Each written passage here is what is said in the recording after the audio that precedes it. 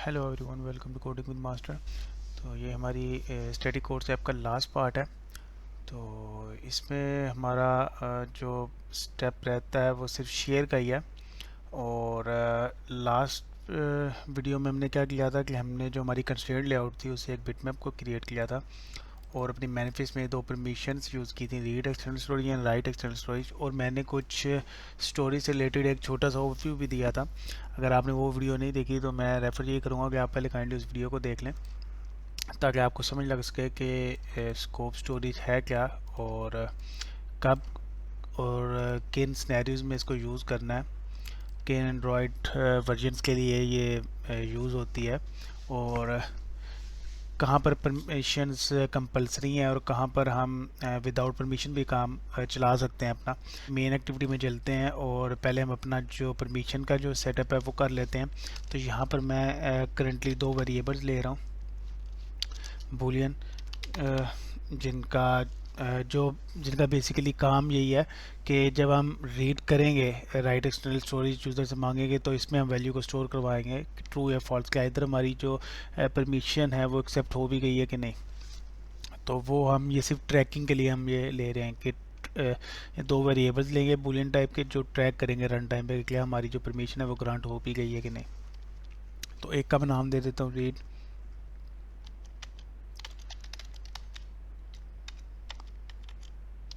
Is read storage, इसको मैं false दे देता हूँ और बेसिकली यहाँ पर लेट रीड नहीं यूज़ करना। और सेम ऐसे ही मैं एक और ले लेता हूँ इज राइट स्टोरेज। यहाँ पर परमिशन भी ऐड कर लें ताकि इसका हमें क्लियरली पता लग सके कि ये दो वेरिएबल्स किस चीज़ के लिए हैं। तो ये दो परमिशंस, ये दो वेरिएबल्स हमने लिए हैं ट्रैक के लिए। और इसके अलावा हमें एक एक्टिविटी रिजल्ट लॉन्चर की ज़रूरत है। तो उसके थ्रू हम परमिशंस को ग्रांट करवाएंगे, लॉन्च करेंगे हम अपना एक एक्टिविटी रिजल्ट लॉन्चर जो हमें जो पैरामीटर्स में हमारी एरे और स्ट्रिंग लेगा। और स्ट्रिंग क्यों? क्योंकि ये जो हमारी मैनिफेस्ट में ये वाली जो ये परमिशन है ये सारी स्ट्रिंग ही होती हैं। तो इस वजह से एरे और स्ट्रिंग हमें यहाँ पर यूज़ करना पड़ेगा और at the end activity result launcher पे डॉट लॉन्च का फंक्शन कॉल करना होता है आपने। तो मैं अभी जो हमारी ये परमिशंस हैं इनको मैं सही फुली तरीके से हैंडल नहीं करूँगा क्योंकि मेरा जो मेन पर्पज़ है वो यहाँ पर यही है कि आपने स्टोर कैसे करवाना है और शेयर कैसे करना है। तो बेसिकली जो इसके पास जो हमारी सीरीज़ है ये स्टैटिक कोड्स ऐप की, इसके बाद मेरी जो 3 से 4 वीडियोस आएंगी वो स्टोरेज के ऊपर ही होंगी। उसके अंदर मैं आपको क्लियरली बता दूंगा कि आपने जो परमिशन है उनको कैसे हैंडल करना होता है। तो हर जगह पर सेम उसी तरीके से आप उनको हैंडल कर सकेंगे। लेकिन फ़िलहाल जो ये हमारी वीडियो है इसके अंदर मैं इसको हैंडल नहीं कर रहा, मैं सिंपल ग्रांट करूँगा और उसको यूज़ करूँगा स्टोर करवाने के लिए और जो हमारी कोड है उसको शेयर करने के लिए। तो चलिए हम अपना देखते हैं कि हमने जो एक्टिविटी रिजल्ट लॉन्चर है उसको कैसे डिक्लेयर करना है और उसको हम यूज़ कैसे कर सकते हैं।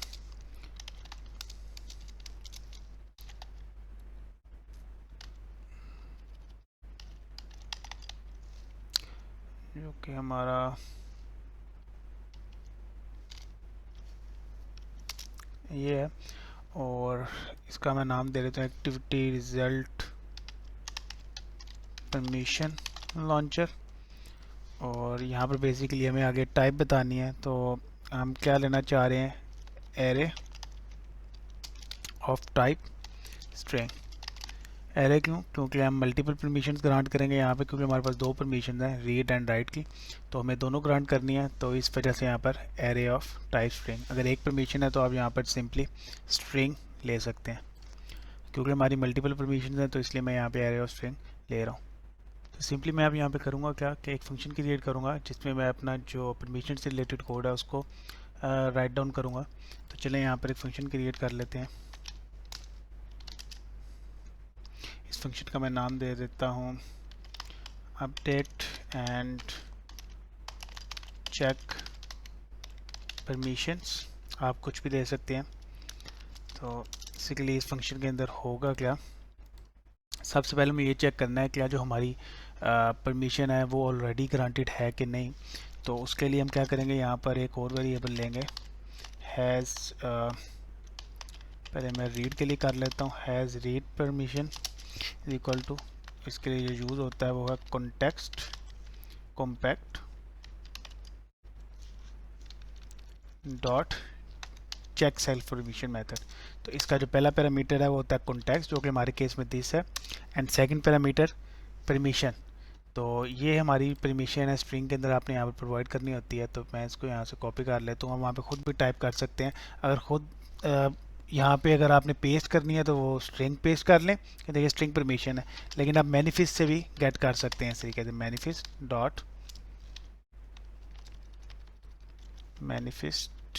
Dot permission dot read external storage, इस तरीके से। अगर ये equal to package manager dot permission granted है तो इसका मतलब ये है कि हमारी परमिशन ग्रांट हुई हुई है।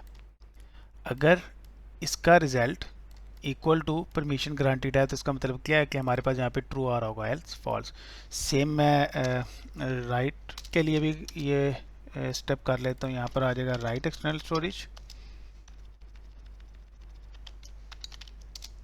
एंड इधर आ जाएगा हैज़ राइट। तो अब हमारा जो नेक्स्ट स्टेप है वो ये है कि हमने चेक करना है कि हम करेंटली किस एंड्रॉयड वर्जन पे इस ऐप को चला रहे हैं। तो जैसा कि मैंने आपको बताया था कि राइट एक्सटर्नल स्टोरेज की मुझे कब तक ज़रूरत है, जब तक आपका API level version Android version क्या है 28 है। अगर 28 से अबव है 29, 30, 31, उसके लिए हमें राइट एक्सटर्नल स्टोरेज की परमिशन की ज़रूरत नहीं है। तो यहाँ पर मुझे वही चेक क्रिएट करना है, तो मैं यहाँ पर वो चेक क्रिएट करता हूँ, मैक्स STK वर्जन 29, या सिंपल आप कर लें STK version 29 is equal to build dot version dot STK int greater than equal to build dot version codes dot Q.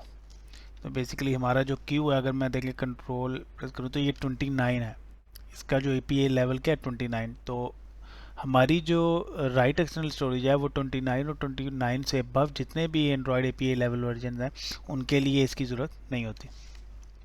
तो अब सिंपली करना क्या है कि ये जो हमारे दो वेरिएबल्स हैं इनको वैल्यूज असाइन होंगी। तो यहाँ पर मैं इसको यूज़ कर लेता हूँ, इस read storage equal to has read पर, और इस write storage permission is equal to has write पर, और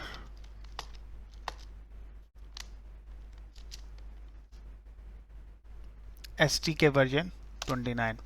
तो यहाँ पर ये और कंडीशन क्यों है, ये जो कंडीशन है ये सिर्फ किसके लिए लगाई गई है, राइट एक्सटर्नल स्टोरेज के लिए, राइट। तो राइट एक्सटर्नल स्टोरेज जो है उसके लिए जैसा कि मैंने बताया था कि मिनिमम STK वर्जन 29 से नीचे होना चाहिए, उसके लिए हमें ज़रूरत है। तो यहाँ पर ये वेरिएबल कब ट्रू होगा, जब ये ग्रांटेड होगी, और ये किन वर्जन्स के लिए ग्रांटेड होगी, जो 29 से नीचे हैं, राइट। तो ये उनके लिए है प्रोसेस। और मेन अगर हम 29 या 29 से अबव किसी एंड्रॉयड वर्जन पे हैं तो ये तो उसके लिए रन ही नहीं होगा, राइट, उसके लिए चेक होगा ही नहीं ये वाला। उसके लिए क्या ट्रू होगा, यहाँ से अगर ये ट्रू है तो लाजी बात है ये हम इसको साइन कर देंगे। तो 29 और 29 से अबव जो है उनके लिए ये और कंडीशन लगाई गई है यहाँ पे। तो अब हमारा अगला स्टेप क्या है कि हमने ये जो एक्टिविटी रिजल्ट लॉन्चर है इसको लॉन्च करना है। तो मैं अपने मेथड में यहाँ पे जाता हूँ, तो देखिएगा जब मैं लॉन्च कर रहा हूँ तो ये पैरामीटर में आपसे क्या मांग रहा है, एरे ऑफ स्ट्रिंग, ये वही टाइप मांग रहा है जो आपने यहाँ पर प्रोवाइड किया है इसको, राइट। तो ये जो एरे है ये मुझे यहाँ पर क्रिएट करनी है। तो कैसे क्रिएट करनी है, मैं यहाँ पर सबसे पहले एक म्यूटेबल लिस्ट लूँगा। मैं यहाँ पे लिख लेता हूँ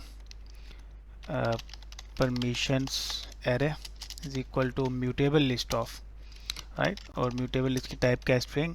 अब ये म्यूटेबल लिस्ट क्यों हम ले रहे हैं, क्योंकि ताकि मैं रन टाइम पर यहाँ पर इसको ऐड कर सकूँ इन परमिशंस को, जो कि हमारी ये परमिशंस हैं, ये वाली स्ट्रिंग।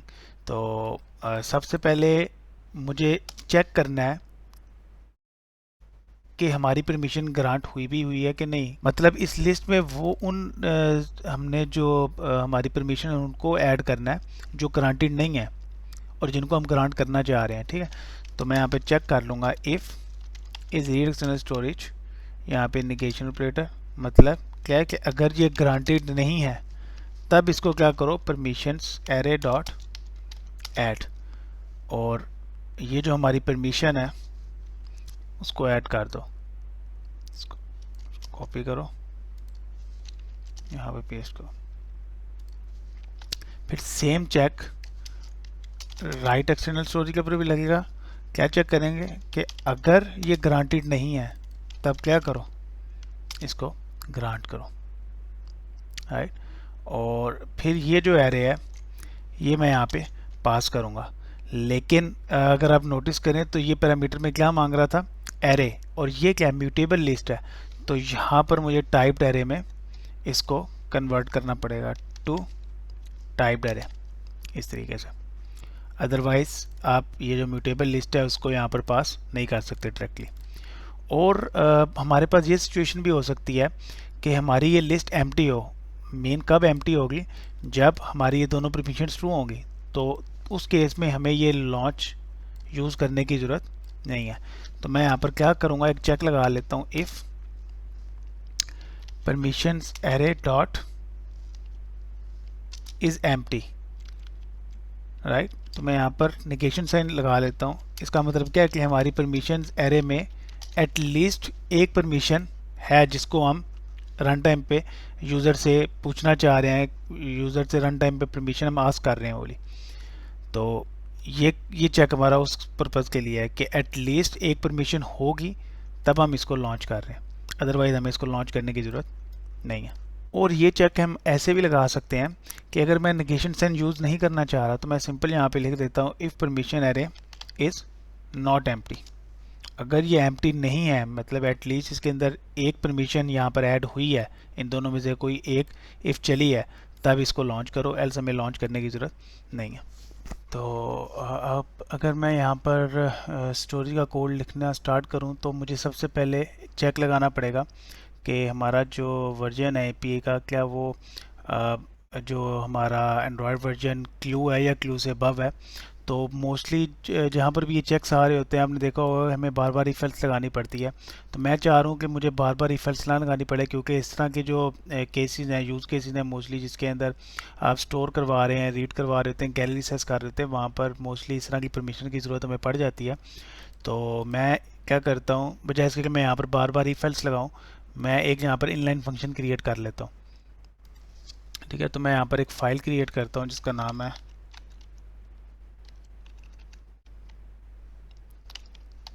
यूटिल्स, एंड इसके अंदर मैं करता क्या हूँ, एक इनलाइन फंक्शन क्रिएट करूँगा। अब इनलाइन फंक्शन बेसिकली क्या है, मैं इसकी डिटेल में इतनी नहीं जा रहा, मैं सिंपल आपको गाइड कर रहा हूँ। बेसिकली इनलाइन फंक्शन, जब आप किसी फंक्शन के पीछे, डिक्लेरेशन से पीछे इनलाइन यूज़ कर देते हैं कीवर्ड, तो होता क्या है कि जो हमारा कंपाइलर है वो उसको मेमोरी एलोकेट नहीं करता। तो फिर बात ये आती है कि वो एग्जीक्यूट कैसे होता है। तो कंपाइलर करता क्या है कि जिस जगह पर आप इनलाइन फंक्शन को कॉल कर रहे हो, उस उस फंक्शन को कॉल कर रहे हो, तो उस फंक्शन की बॉडी में जो पीस ऑफ कोड आ रहा होता है वो वर्चुअली इसको कॉपी कर लेता है और एग्जीक्यूट कर देता है, लेकिन उसको मेमोरी एलोकेट नहीं करता। इससे फ़ायदा क्या होता है कि आपकी ऐप की परफॉर्मेंस इंक्रीज़ होती है, राइट। तो इनलाइन फंक्शन के लिए और भी हैं, मतलब आपको पता होना चाहिए कहाँ पे यूज़ करना है, किन सिनेरियोज में यूज़ करना है। जहाँ पर बहुत ज़्यादा आपकी फंक्शनैलिटी परफॉर्म हो रही है किसी फंक्शन की बॉडी के अंदर, वहाँ पर आप उसको इनलाइन डिक्लेयर नहीं कर सकते हैं, लेकिन एट द एंड होगा क्या कि वो आपकी ऐप की परफॉर्मेंस ख़राब कर देगा। तो सिंपली जो छोटे छोटे टास्क होते हैं, जो रिपीटिशन जहाँ पे आ रही हो, जैसे यहाँ पर आ रही है कि मुझे बार बार इफ़ेल्स लगानी पड़ेगी, तो उस तरह के टास्क के लिए मैं क्या कर सकता हूँ, एक इनलाइन फंक्शन क्रिएट कर सकता हूँ। तो चलिए देखते हैं कि हम इनलाइन फंक्शन कैसे क्रिएट कर सकते हैं यहाँ पे। तो यहाँ पर मैं करूँगा क्या, मैं यहाँ पे लिखूँगा इनलाइन फंक्शन, जो कि हमारा एक जेनेरिक फंक्शन है। तो मैं यहाँ पर टी पास करूँगा। इसके बाद मुझे फंक्शन का नाम लिखना है, जो कि हमारा होगा STK 29 और अबव। तो बेसिकली ये फंक्शन सिर्फ चेक क्या कर रहा है कि हमारी जो API लेवल है वो 29 है, 29 से अबव है। अगर 29 या 29 से अबव है तो हम क्या करेंगे, एक लैम्डा फंक्शन को एग्जीक्यूट कराएंगे इसकी as a function parameter, right. तो हम यहाँ पर वो फंक्शन लिखते हैं stk 29, राइट। तो हम यहाँ पर एक लैम्डा फंक्शन एग्जीक्यूट करवाएंगे जो कि हमें एक टी रिटर्न करेगा, या जो भी हम उस फंक्शन लैम्डा के एड की बॉडी में एट द एंड रिटर्न करवाएंगे, क्योंकि जो लैम्डा होता है वो जो आप लास्ट में स्टेटमेंट लिखते हो उसको रिटर्न करवा देता है, राइट। तो ये हमारे पे डिपेंड कर रहा है कि हम यहाँ पर क्या रिटर्न करवाएंगे। बेसिकली यहाँ पर बूलियन ही रिटर्न होगा, तो आप डायरेक्ट भी बूलियन लिख सकते हैं क्योंकि ये एक जेनेरिक फंक्शन है। तो इस वजह से यहाँ पर टी आपने लिखा हुआ है तो इधर भी आप क्या लिखेंगे, टी टाइप ही, राइट। और एल्स अगर हमारा 29 से लोअर है तो उस केस में भी हमें ये टी रिटर्न करेगा लेकिन नल level.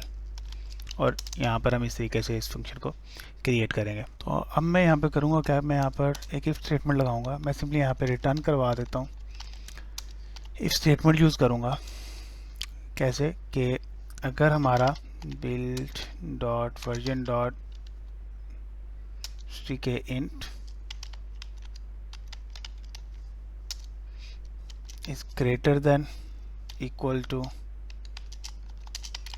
build dot version codes dot Q, अगर हमारा जो बिल्ड डॉट जो हमारा API लेवल है वो क्यू या क्यू से अबव है, तो उस केस में मैं क्या रिटर्न करवाऊंगा, जो हमारा ये लैम्डा फंक्शन रिटर्न करवा रहा है, राइट। तो मैं यहाँ पर ये जो हमारा लैम्डा फंक्शन है इसको यूज़ करूँगा जो कि है ऑन stk int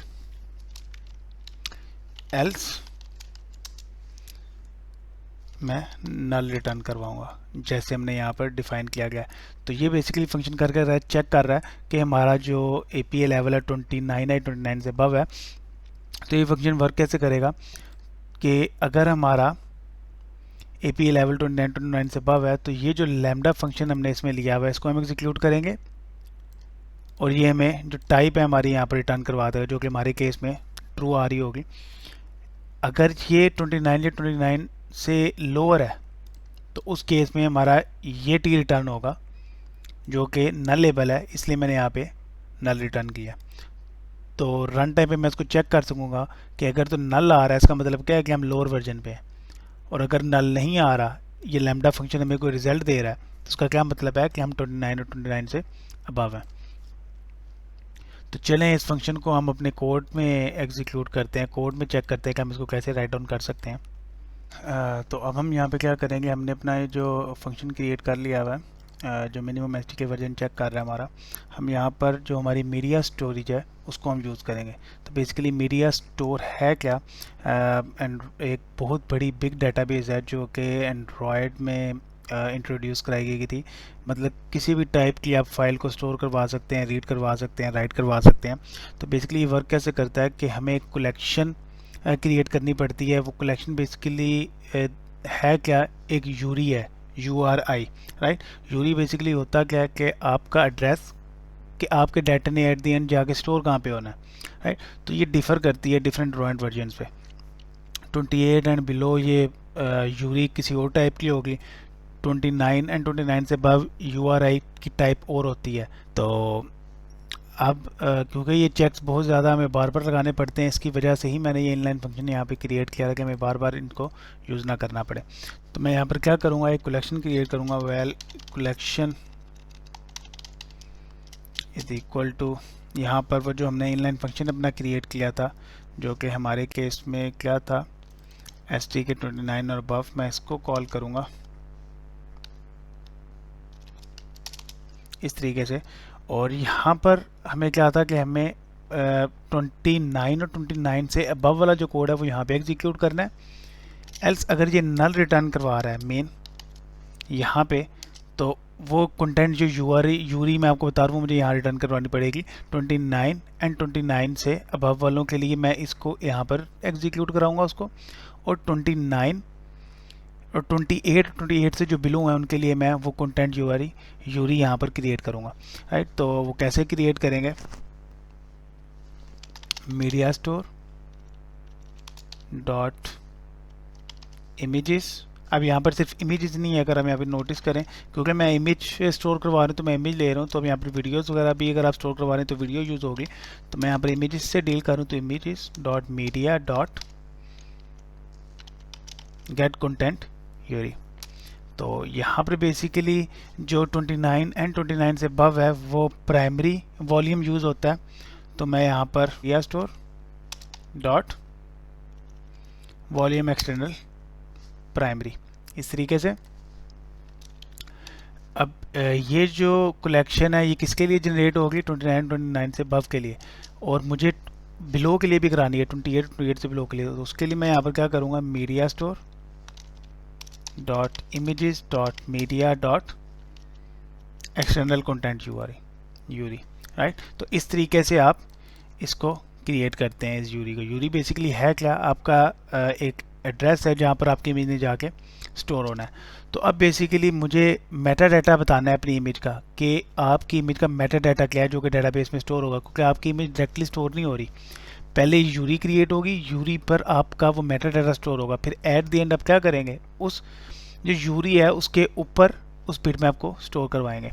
तो अब मुझे मेटा डाटा क्रिएट करना है, राइट। अब हम यहाँ पर जो हमारी मेटा डाटा उसको कैसे क्रिएट कर सकते हैं, उसके लिए जो हमारी वैल्यूज़ होती हैं उनको बोलते हैं कंटेंट वैल्यूज़। तो मैं यहाँ पर कंटेंट वैल्यूज़ क्रिएट करूँगा, उसका एक ऑब्जेक्ट क्रिएट करूँगा और इसके ऊपर डॉट अप्लाई, यहाँ पर इक्वल टू आएगा, तो इसका ऑब्जेक्ट क्रिएट किया, डॉट अप्लाई। अब ये जो अप्लाई ब्लॉक है ये मैं इसकी डिटेल में भी यहाँ पर नहीं जा रहा, इसके लिए मैं सेपरेट एक वीडियो बता दूंगा जिसके अंदर ये बेसिकली स्कोप फंक्शन है जो कॉटन के अंदर यूज़ होते हैं। इस तरीके से और हैं रन, व्हेन, अप्लाई, लेट, ये सारे स्कोप फंक्शन हैं कॉटन के। तो यहाँ पर सिंपली क्या मैं यूज़ कर रहा हूँ, अप्लाई, राइट। तो अप्लाई मुझे एट दी एंड यही रिटर्न करवा रहा है कंटेंट वैल्यूज़। तो इसका फ़ायदा क्या है कि मुझे बार बार content values dot put extra ये लिखने की ज़रूरत नहीं है, ये बेसिकली मुझे दिस के अंदर ही ये रिटर्न करवा रहा है। तो मैं यहाँ पर लिख सकता हूँ दिस डॉट पुट कॉल करा सकता हूँ, लेकिन दिस हमें लिखने की ज़रूरत नहीं है, ये ऑटोमेटिकली कंपाइलर खुद कर देता है। तो मैं यहाँ पर सिंपली पुट कॉल करूँगा इस तरीके से। अब यहाँ पर की वैल्यू पेयर्स है, तो की बेसिकली हमें मिलती है मीडिया स्टोर से। तो यहाँ पर मैं लिखूँगा media store dot images dot media dot, अब यहाँ पर कीज़ काफ़ी टाइप की हैं, तो मुझे चाहिए डिस्प्ले नेम इस तरीके से, और यहाँ पर कोई ना कोई वैल्यू होगी, राइट। तो मैं यहाँ पर 4 और ले रहा हूँ, और एक मुझे चाहिए माइम टाइप, इसके बाद मुझे विड्थ चाहिए एंड हाइट चाहिए इस तरीके से। अब विड्थ एंड हाइट की अगर मैं बात करूं तो ये तो मुझे यहाँ से बिट मैप से मिल जाएगी। तो मैं यहाँ पे लिखूंगा बिट मैप डॉट हाइट, और विड्थ में कैसे लूँगा, सेम वैसे ही बिट मैप डॉट विड्थ। और डिस्प्ले नेम की बात करूं तो जो नेम मैं यहाँ पर पास करूँगा वो यहाँ पर यूज़ हो जाएगा, तो नेम ही आप पास कर लें यहाँ पे इस तरीके से। और यहाँ पर मुझे माइम टाइप बतानी है, जो कि हमारे केस में क्या है, इमेज स्लैश जेपैग इस तरीके से, राइट। तो ये हमने पहले यूरी क्रिएट किया कि हमारी इमेज ने कहाँ पे स्टोर होना है, और ये हमने अपनी इमेज का मेटा डाटा क्रिएट किया है, राइट। तो ये मेटा डाटा इस यूरी पे स्टोर होगा, फिर एट द एंड हम क्या करेंगे, इसी यूरी के ऊपर अपना बिट मैप स्टोर करवा देंगे। तो अब हमारा जो लास्ट स्टेप है वो क्या है कि बिट मैप को स्टोर करवाना इस यूरी के ऊपर। तो वो हम देखते हैं कैसे यूज़ होगा। तो इन कंटेंट वैल्यूज़ को इंसर्ट करवाने के लिए हमारे पास कंटेंट रिजॉल्वर यूज़ होता है, कंटेंट रिजॉल्वर डॉट,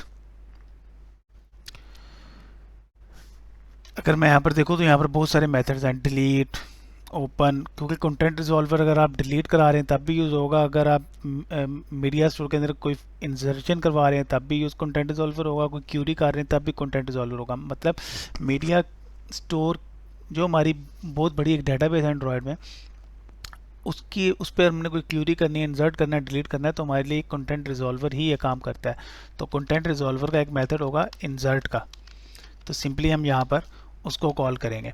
अब इंसर्ट देखें एट द एंड में क्या रिटर्न करवा रहा है, यूरी, राइट। तो इसमें जो पहला पैरामीटर है वो है कलेक्शन, जो कि हमारी यूरी है, जिस पे आपने मेटा डाटा को स्टोर करवाना है। तो मेटा डाटा सेकेंड पैरामीटर, और फिर हम यहाँ पे नल चेक लगाएंगे, नल सेफ्टी, राइट। तो मे बी ये इंसर्ट फंक्शन हमें नल रिटर्न करवा दे, राइट। तो इसलिए यहाँ पर ये वाला जो चेक है, ये क्या चेक कर रहा है कि हमारा इंसर्ट हो गया है और हमारे पास नल नहीं आया। अगर नल नहीं आया तो हम क्या कर रहे हैं, ऑल्सो ब्लॉक कॉल कर रहे हैं। ऑल्सो ब्लॉक कॉल करने का पर्पज़ क्या है, अगर ये नल नहीं है तो ये हमें क्या रिटर्न कराएगा, यूरी। और ये लैम्डा फंक्शन है तो मैं इसको अपने पास से भी नाम दे सकता हूँ, यूरी। तो ये यूरी हमारे पास आ जाएगी। तो बेसिकली इस मेथड ने किया क्या है, कलेक्शन ली है, इसके ऊपर इस कंटेंट वैल्यूज़ को लिखवाया जो कि हमारा मेटा डाटा है इस इमेज का, और उसने हमें एक यूरी रिटर्न करवा दिया। अब इस यूरी पे हमारा क्या काम है, इस बिट मैप को स्टोर करवाना। तो उसके लिए भी कंटेंट रिजॉल्वर ही यूज़ होगा, content resolver dot open output stream. तो ये यूरी मैं इसमें पास कर दूंगा, डॉट यूज़ ब्लॉक यूज़ करूँगा। अब ये use block basically scope function है, ये उन केसेस में यूज़ किया जाता है जहाँ पर किसी चीज़ को अगर आप ओपन कर रहे हैं तो उसको क्लोज भी लाजमी करना हो, राइट। तो अगर मैं ये ब्लॉक यूज़ नहीं करता तो इस आउटपुट स्ट्रीम को जो मैंने ओपन किया है इसको मुझे क्लोज भी खुद करना पड़ेगा। लेकिन अगर मैं यूज़ ब्लॉक यूज़ करता हूँ तो ये ऑटोमेटिकली मेरे लिए वो काम कर देगा। मुझे ये ध्यान रखने की ज़रूरत नहीं है कि हमारी आउटपुट स्ट्रीम क्लोज हो रही है कि नहीं, राइट। तो जो हमारी इनपुट स्ट्रीम भी अगर आप ओपन करते हैं उसको भी लाजमी एट दी एंड आपको क्लोज करना होता है। सेम वैसे ही आउटपुट स्ट्रीम के लिए भी होता है, अगर आपने इसको ओपन किया है तो आप उसको कोड पे एट दी एंड क्लोज करते हैं सारा कुछ यूज़ करने के बाद। तो ये जो यूज़ ब्लॉक है ये हमारे लिए वो काम ऑटोमेटिकली कर देता है। यूज़ ब्लॉक यहाँ पर उस पर्पज़ के लिए यूज़ हो रहा है। तो ये भी लैम्डा एक्सप्रेशन ही है, तो मैं यहाँ पर लिख देता हूँ आउट स्ट्रीम, आप कुछ भी नाम दे सकते हैं। अब यहाँ पर बेसिकली मुझे एक चेक लगाना है कि अगर हमारा जो बिटमैप है, जो कि बिटमैप डॉट कंप्रेस मेथड है, जो कि पहला पैरामीटर आपसे लेता है बिटमैप फॉर्मेट, तो मैं यहाँ पे लिख देता हूँ bitmap compress format dot JPEG. Second parameter quality है जो कि मैं 95 यहाँ पर दे रहा हूँ। 100 कहते हैं कि सूटेबल नहीं है, लेकिन आप 100 भी दे सकते हैं। और उसके बाद यहाँ पर आउटपुट स्ट्रीम। तो यहाँ पर क्या है कि अगर ये हमारे पास फॉल्स रिटर्न करवाता है, अगर ये सिनेरियो हमारे पास फॉल्स रिटर्न करवाता है तो तब ये ब्लॉक चल रहा है, राइट। तो अगर ये फॉल्स रिटर्न करवाता है इसका मतलब क्या है कि हमारी जो बिटमैप है वो स्टोर नहीं हुई।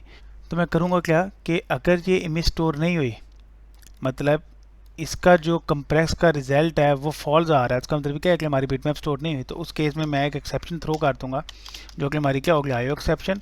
और मैं यहाँ पे लिख देता हूँ कि बिटमैप नॉट स्टोर्ड, राइट। आप कोई भी मैसेज अपनी तरफ से प्रिंट करवा सकते हैं, आपकी मर्जी है। और अगर आप यहाँ पर नोटिस करें तो यहाँ पर भी मुझे कैच ब्लॉक कोई ना कोई एक्सेप्शन थ्रो करानी पड़ेगी, क्योंकि अगर आप ये नोटिस करें ये ब्लॉक कब चल रहा है, ये ऑल्सो अगर ये नॉट नल है, राइट। अगर ये नल नहीं है तो ये ऑल्सो ब्लॉक चल रहा है। तो इन केस अगर ये नल आ जाता है तो यहाँ पर फिर ये वाला ब्लॉक रन होगा। तो यहाँ पर भी मैं थ्रो कर देता हूँ, थ्रो आईओ एक्सेप्शन। तो इस सिनेरियो में क्या होगा कि हमारी जो यूरी है वही जनरेट नहीं हुई भी, जहाँ पर आपके बिटमैप में स्टोर होना है, ठीक है। तो मैं यहाँ पर स्टोर करवा देता हूँ, यूज़र को मैसेज शो करवा देता हूँ, unable to create URI from content resolver, या आप अपनी मर्जी का कुछ भी मैसेज शो करवा सकते हैं। तो इस तरीके से आप एक मेथड क्रिएट कर रहे हैं जो कि सिंपली कर क्या रहा है, एक्सटर्नल स्टोरेज में आपके बिटमैप को स्टोर करवा रहा है। तो मैं प्रोसेस समझाता चलूँगा कि आपको करेंटली यहाँ पर हो क्या रहा है। तो यहाँ पर बेसिकली एक एरर है, पहले मैं इसको रिजॉल्व कर लूँ। यहाँ पर अगर तो ये सारा कुछ हो गया, कोई एक्सेप्शन नहीं आई, तो एट द एंड मुझे क्या रिटर्न करवाना है, ट्रू, राइट। तो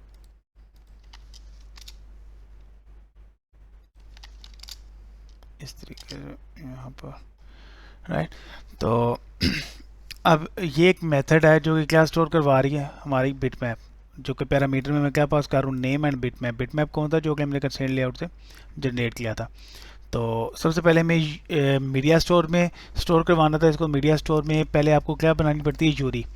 तो जो 29 और 29 से अबव एंड्रॉयड वर्जन है उनके लिए आप ऐसे यूरी जनरेट करते हैं, और 29, 28 और 28 से बिलो है उसके लिए ऐसे जनरेट करते हैं। और ये हमने एक एक्सटेंशन फंक्शन बनाया था, एक्सटेंशन फंक्शन कह रहा हूँ सॉरी, इनलाइन फंक्शन क्रिएट किया था, जिसका पर्पज़ क्या था कि हमारी मिनिमम एस डी के वर्जन देखना कि हम 29 या 29 से अबव है।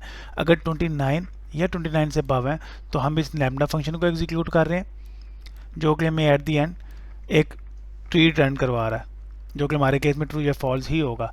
और अगर लैम्डा फंक्शन एग्जीक्यूट नहीं होता, इसका मतलब क्या है, हम लोअर वर्जन पे हैं 28 और 28 से अबव, तो उस केस में हमारा ये वाला ब्लॉक रन होगा जो कॉलन की राइट साइड पे लिखा हुआ है। तो ये नल लेबल है, तो इसलिए मैंने नल लेबल यहाँ पर रिटर्न किया ताकि हम यहाँ पर चेक कर सकें कि हमारे पास नल आ रहा है कि हमारे पास कोई टाइप आ रही है।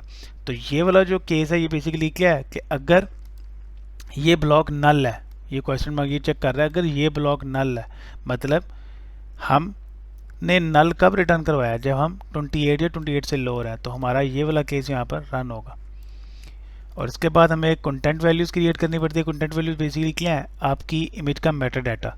तो हमने यहाँ पर 4 ही वैल्यूज़ लिए हैं, आप और भी ले सकते हैं। और उसके बाद ट्राई कैच ब्लॉक यहाँ पे यूज़ किया है, जेनेरिक एक्सेप्शन कैच किया है। मोस्टली जो एक्सेप्शन हैं फाइल हैंडलिंग से रिलेटेड वो आईओ एक्सेप्शन ही होती हैं, तो मैंने यहाँ पर इसलिए आईओ एक्सेप्शन ले लिया। तो आप जो एक्सेप्शन मेथड बता रहा है आप उसको भी कैच कर सकते हैं डायरेक्टली यहाँ पे ट्राई कैच लगा के। तो अब अगर तो एक्सेप्शन हमारी आ रही है तो मैं सिंपली यहाँ पे फॉल्स रिटर्न करवा दूंगा, और एक्सेप्शन नहीं आ रही तो उसका मतलब ये है कि हमारा ये कोड रन हो रहा है, तो उस केस में ट्रू रिटर्न होगा। तो जो हमारी यूरी है उसके अंदर मेटा डाटा और इमेज रखवाने के लिए हमारा इंसर्ट का मेथड यूज़ होगा कंटेंट रिजॉल्वर क्लास का, जो कि पहला पैरामीटर में कलेक्शन लेगा, सेकंड पैरामीटर ये हमारा मेटा डाटा, और ये इंसर्ट करवाने के बाद हमें एक यूरी रिटर्न करवाएगा। उस यूरी के ऊपर हम क्या स्टोर करवाएंगे, ये बिटमैप। तो ये चेक सिंपल क्या कर रहा है कि अगर हमारी इमेज स्टोर नहीं हुई, बिटमैप स्टोर नहीं हुआ, तो ये क्या रिटर्न कराएगा, फॉल्स। तो ये बेसिकली वो चेक है। तो उस केस में फॉल्स का क्या मतलब है कि हमारे पास कोई एरर आया, तो यहाँ पर मैं एक्सेप्शन थ्रो करवा रहा हूँ। और यहाँ पर इस वजह से मैंने थ्रो करवाया क्योंकि ये कोड ऑल्सो ब्लॉक कब चलेगा, जब इस मेथड ने हमें कोई चीज़ नल रिटर्न नहीं की, मतलब इस मेथड ने हमें कोई चीज़ रिटर्न किया, राइट। तो ये हमें क्या रिटर्न करवा रहे हैं, यूरी। तो अगर तो यूरी नल नहीं आ रही तब ये ऑल्सो ब्लॉक रन हो रहा है। तो सपोज करें कि अगर यूरी नल आ जाती है तो उस सिनेरियो में क्या है, हमारे पास कोई एरर आया है, तो वो एरर यहाँ पर हम बता रहे हैं, थ्रो करवा रहे हैं, unable to create URI from content resolver. तो अब हम सिंपली देख लेते हैं कि हम इन दो मेथड्स को हमने कहाँ पे कॉल करना है। तो मैं करूँगा क्या कि जब हमारा ये शेयर बटन क्लिक हो रहा है तो मैं इससे पहले यहाँ पर ये मेथड कॉल कर लेता हूँ। ये मेथड क्या करेगा कि हमारी जो परमिशन अगर ग्रांटेड नहीं है उनको ग्रांट कर लेगा, और हमारे पास इस वेरिएबल के अंदर कोई ना कोई रिज़ल्ट आ जाएगा, राइट। तो मैं यहाँ पर करता क्या हूँ, मैं यहाँ पर लिख देता हूँ if is right external storage. अगर ये ट्रू आ रहा है तो उस सूरत में मुझे क्या करना है, अपना जो ये सेव इन एक्सटर्नल स्टोरेज वाला मेथड है इसको कॉल कर लेना, और हम करेंगे क्या, यहाँ पर नेम पास करेंगे। तो मैं यहाँ पर इमेज IMG नाम दे देता हूँ इसका, और सेकंड पैरामीटर क्या है, बिटमैप, जो कि हमारा ये वाला बिटमैप है जो हमने यहाँ से क्रिएट किया। तो इसको मैं इस तरीके से भी लिख सकता हूँ, अगर मैं यहाँ पर रिटर्न करवा देता हूँ इस तरीके से, तो अब मुझे यहाँ पर ये लिखने की ज़रूरत नहीं है, राइट। तो simply at the end method ने हमें ट्रू फॉल्स ही रिटर्न करवाना था, तो मैंने यहाँ पर रिटर्न स्टेटमेंट ट्राई कैच की ब्लॉक के साथ यूज़ कर लिया, क्योंकि ट्राई कैच के अंदर ही ट्रू या फॉल्स रिटर्न हो रहा है एट द एंड। तो आप यहाँ पे भी यूज़ कर सकते हैं। अगर आप यहाँ पे यूज़ नहीं करते तो आपको सिंपली यहाँ पे रिटर्न ट्रू और रिटर्न स्टेटमेंट यहाँ पे यूज़ करनी पड़ेगी। अब जो हमारा लास्ट स्टेप है वो बेसिकली क्या है कि हमने जो हमारी इमेज जो इमेज स्टोर हो रही है इस यूरी पे उसको शेयर करवाना है। तो शेयर करवाने के लिए मुझे यहाँ पर एक एल्स कंडीशन भी लगानी पड़ेगी।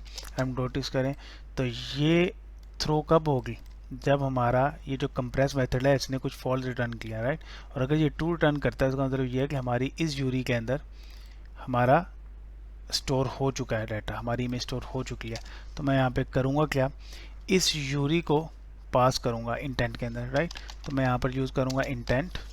हमें अपना चूज़र ओपन करना है, तो उसके लिए जो एक्शन यूज़ होता है intent dot action send dot apply, right. अब अप्लाई मैंने कर दिया, इसका मतलब ये है कि मुझे ये इंटेंट का ही ऑब्जेक्ट रिटर्न करवा रहा है यहाँ पे। तो मुझे intent dot type indent dot put extra ये लिखने की ज़रूरत नहीं है। मैं यहाँ पर सिंपली क्या कर सकता हूँ, टाइप इज इक्वल टू, यहाँ पर आपने टाइप बतानी है जो कि माइम टाइप है आपकी इमेज की, जो कि हमारे केस में जेपेग है। इसके बाद पुट एक्स्ट्रा।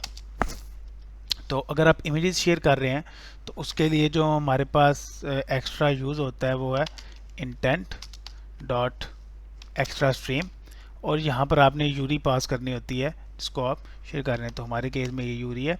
इसके बाद आपने फ्लैग्स को ऐड करना है। तो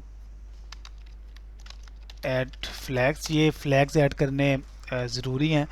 तो यहाँ पर बेसिकली आपने दो फ्लैग्स ऐड करने हैं, intent dot read URL permission, और जो कि ऐसे लिखा जाता है, और कॉर्डिनेट है तो कॉर्डिनेट में आप इस तरीके से और नहीं लिखते, आपको ये और इस तरीके से लिखना होता है। और इसके बाद इंटेंट डॉट फ्लैग ग्रांट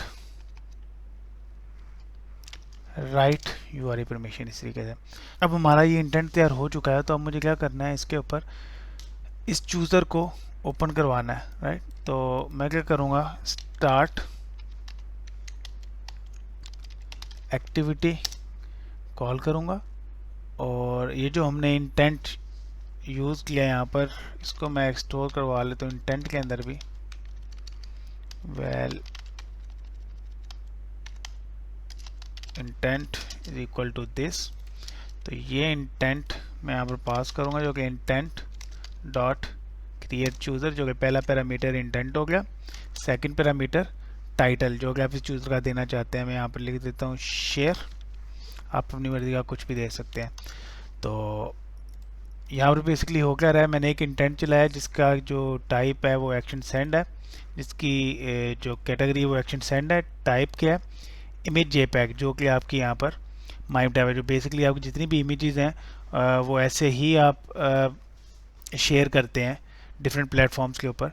तो इसके बाद आपको पुट एक्स्ट्रा यूज़ करना होता है, जिसके अंदर आप input dot extra stream use करते हैं। अगर आपकी कोई टेक्स्ट फाइल है तो यहाँ पर ये वाला कीवर्ड यूज़ नहीं होगा, प्लेन टेक्स्ट यूज़ होता है। एक्स्ट्रा टेक्स्ट ये देखें, ये इस तरीके से यूज़ होता है। और अगर आपकी इमेज है तो आप यहाँ पर एक्स्ट्रा स्ट्रीम ही यूज़ करेंगे, और ये यूरी जो आपकी जनरेट हुई इमेज वाली वो यूज़ करेंगे। और सेम यहाँ पर फ्लैग्स ऐड करने हैं, क्योंकि 29 एंड 29 से अबव ये flags I think so add होने चाहिए। मुझे एग्जैक्टली अभी याद नहीं आ रहा है इस चीज़ के बारे में, लेकिन ये ऐड होने चाहिए। और उसके बाद आप सिंपली क्या करेंगे, स्टार्ट एक्टिविटी कॉल करेंगे और इंटेंट डॉट क्रिएट चूज़र अपना लॉन्च कर देंगे, जो कि पहला पैरामीटर क्या आपका लेगा intent, and second parameter chooser का टाइटल। तो चलिए अपनी एप्लीकेशन को रन करते हैं, चेक करते हैं क्या जो हमारी एप्लीकेशन है वो रन हो भी रही है कि नहीं। तो ये हमारी एप्लीकेशन रन हो चुकी है। तो यहाँ पर जो आपको स्क्रीन पे ब्लिंकिंग नज़र आ रही होगी, ये बेसिकली वाइज़र में कोई मेरे इशू है, ये रियल ऐप में ये नहीं है। मैंने प्रीवियस वीडियो में भी आपको ये चीज़ बताई थी। तो मैं यहाँ पर सपोज करें ये कोड सेलेक्ट करता हूँ और यहाँ से कोई बैकग्राउंड सेलेक्ट कर लेता हूँ, सपोज करें ये वाला, राइट। तो अब मैं शेयर के बटन पे क्लिक करता हूँ। मैंने शेयर का बटन क्लिक कर दिया है। तो ये कर क्या रहा है कि इमेज स्टोर करने के फ़ौरन बाद वो चूज़र ओपन कर देगा। तो हम देखते हैं कि वो भी रह के नहीं। तो ये देखें, ये चूज़र ओपन हो चुका। अब ये जो प्रोसेस है बेसिकली मेरा मोबाइल थोड़ा स्लो चल रहा है, और रैम का भी इसमें इशू है। तो इस वजह से इसमें ना कुछ स्लो आपको लग रही होगी, लेकिन अगर आप इसको डिवाइस पे रन करेंगे सही वाली जिसमें रैम वगैरह भी सही है थी, तो ये बिल्कुल करेक्टली वर्क कर रही है। और दूसरा, जब तक ये इमेज स्टोर नहीं करवाती तब तक आप लोडिंग बार शो करवा सकते हैं, जैसे ही स्टोरेज ख़त्म होगी आप लोडिंग बार को इनविजिबल कर दें। तो आप पे डिपेंड करता है, मैंने इसमें नहीं किया।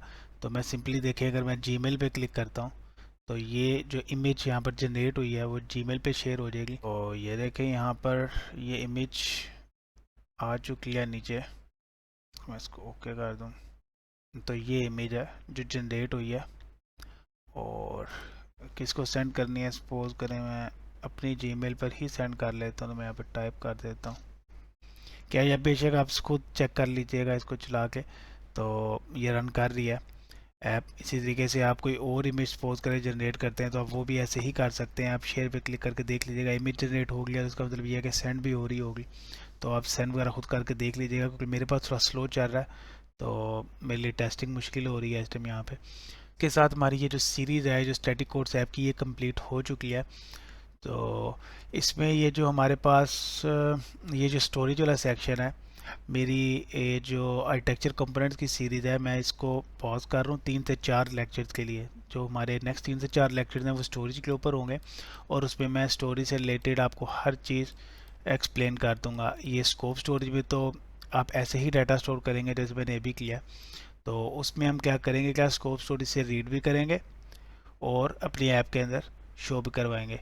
और इसी तरीके से हम जो हमारी इंटरनल स्टोरेज है जो कि प्राइवेट होती है हर ऐप की, तो उसके अंदर भी डाटा स्टोर करवाएंगे। देखिए कि इंटरनल स्टोरेज में कैसे डाटा स्टोर करवाते हैं। एक्सटर्नल स्टोरेज में तो आपने देख लिया जो कि हमारी स्कोप स्टोरेज ही है। तो see you in the next video.